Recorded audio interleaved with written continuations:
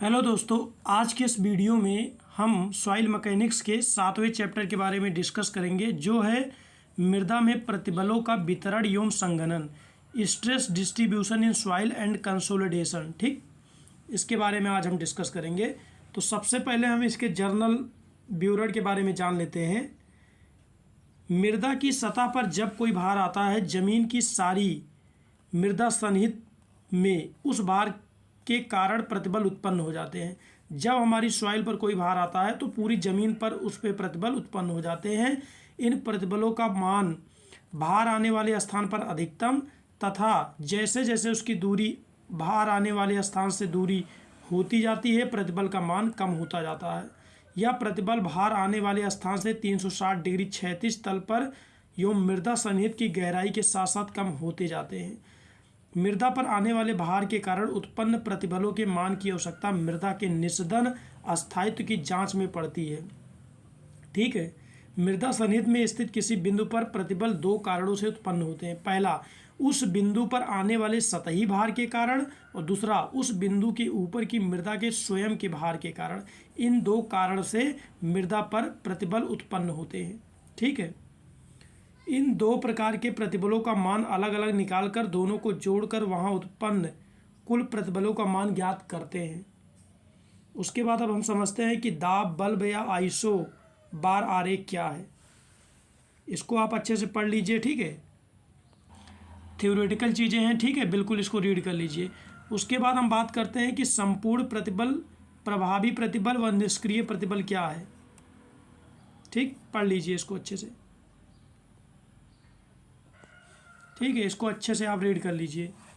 इसमें जो है डिफिनेशंस दी गई हैं। संपूर्ण प्रतिबल, प्रभावी प्रतिबल और निष्क्रिय प्रतिबल क्या होते हैं। ठीक है, उसके बाद कंसोलिडेशन क्या होता है, संघनन क्या होता है। तो गाइस, संघनन उसे कहते हैं जब सॉइल में पानी भर जाता है और हमारी सॉइल जो है कंपैक्ट हो जाती है।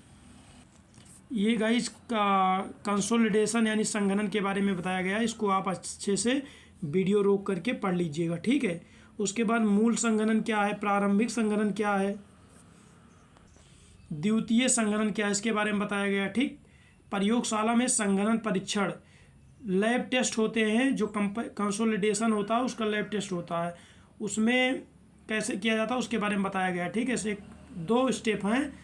पहला है संघनन ढांचा, सांचा है, दूसरा भार फ्रेम है। ठीक, इसको वीडियो रोक करके पढ़ लीजिए अच्छे से। ठीक, ये आपके एग्जाम के दृष्टि से इम्पॉर्टेंट है। ठीक है, इसको अच्छे से रीड कर लीजिए। ठीक, उसके बाद संघनन की मात्रा, डिग्री ऑफ कंसोलिडेशन क्या है, संरचना का निस्दन अथवा बैठ जाना क्या है, ये सब बताया गया है। इसको पढ़ लीजिए अच्छे से। ठीक, संरचना के आस पास के क्षेत्र पर भार बढ़ने के कारण मृदा का निस्दन कैसे होता है। ठीक है, इसके बारे में बताया गया। सेटलमेंट कैसे होता है, आसपास खुदाई के कारण मृदा का निस्दन, जो बिल्डिंग के आसपास खुदाई होती है उससे जो है सेटलमेंट कैसे होता है उसके बारे में बताया गया। भौम जल स्तर कम करने के कारण और निस्दन क्या क्या है। भौम जल स्तर को कम कैसे किया जाता है, उसके कारण क्या है और उसके निस्दन क्या है, सेटलमेंट क्या है। ठीक है, इसके बारे में बताया गया। पढ़ लीजिए, थ्योरेटिकल चीज़ें हैं। ठीक, कंपन के कारण निस्दन कैसे होता है। ठीक, जो सेटलमेंट होता है हमारी सॉइल की जो फाउंडेशन होती है, फाउंडेशन का सेटलमेंट जो होता है उसमें कंपन के कारण कैसे सेटलमेंट होता है और भौम के जल के कारण कैसे सेटलमेंट होता है उसके बारे में बताया गया है। ठीक, इसको आप अच्छे से पढ़ लीजिए।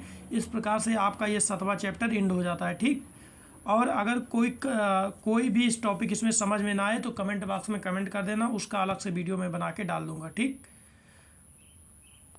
इस प्रकार के से आपका सॉइल मैकेनिक्स का 7वां चैप्टर खत्म हो जाता है। अब हम बात करेंगे अपने 8वें चैप्टर के बारे में, जो है मृदा की अपरूपण सामर्थ्य, shear strength of the soil. ठीक है, shear strength of the soil क्या है, शेयर स्ट्रेंथ सॉइल की, उसके बारे में हम बात करेंगे। ठीक,